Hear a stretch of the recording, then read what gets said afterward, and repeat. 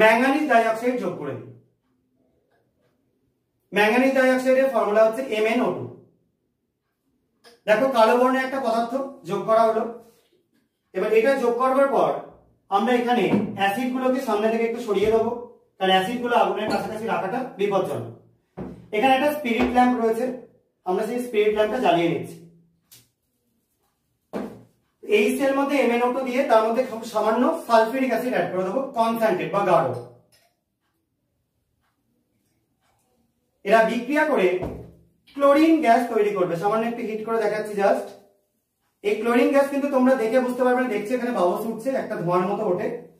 এবার আমরা এখানে কিছুটা পটাশিয়াম আয়োডাইড সলিউশন একটা কাগজের মধ্যে নিয়ে এর মুখটায় ধরবো।